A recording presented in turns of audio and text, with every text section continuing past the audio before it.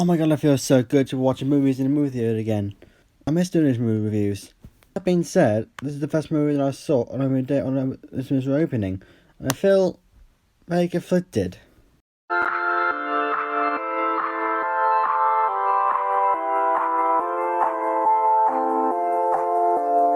Before we get into Peter Rabbit 2, let's talk about the first movie, Peter Rabbit.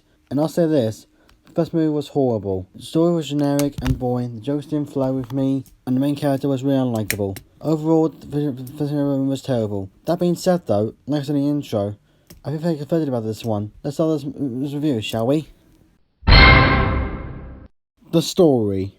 The story is that Thomas and Bee get married, and when they want a baby, Peter Rabbit was very sick. Yep, it's one of those plots. Well, this story was predictable. It looks like something did learn for the last movie. There's a few things in the movie that have rolled my eyes and appear to be boring stories as this movie. The plot was so boring that I had to roll my eyes a lot of times. It's that bad. The story drags on for way too long, which is surprising considering this movie is an hour and a half. It feels like 2 hours. And some of the jokes in the movie go on and on and on and on, and they were horrible. No spoilers, of course, but there's a joke everyone a bad smelly fruit from a tree that went on for a few seconds too long. Usually, the story is the best thing about any movie. This script, however, didn't improve at all for the last movie, made more obvious by the jokes and overcooked dialogue from the film. My goodness. And the villain? We're going to later. The frustrating thing is that most of his actions were shown in the trailer. How bad could you be, Sony? Oh, never mind. I know how. Because you don't put any efforts in your films at all. Because your studio doesn't care about any franchises at all. And I'm sorry. I went entitled, didn't I? Anyway, the story in this movie was a big example of generic writing and this boring and predictable. I can't believe this movie did learn from its mistakes. The characters. This is where I feel conflicted about this movie. While the script isn't better, the characters in the sequel have improved, but not by much. The most prominent example of this is the main character, Peter Rabbit. While there are a few scenes where he's still annoying to watch, he did slightly improve with the first movie. He's much more tolerable in this than he was in the first one.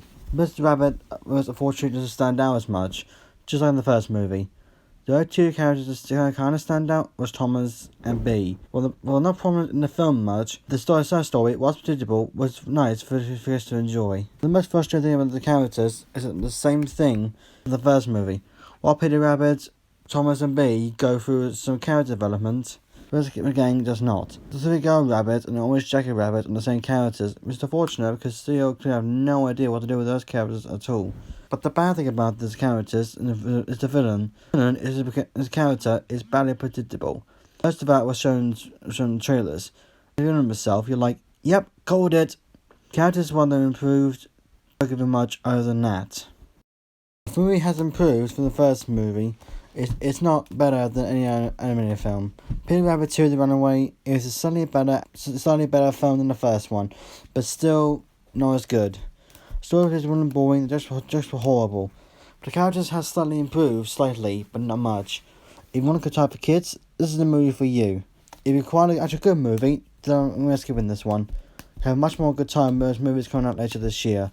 So in conclusion, skip the movie, or have kids with you during the movie to have an actual good time.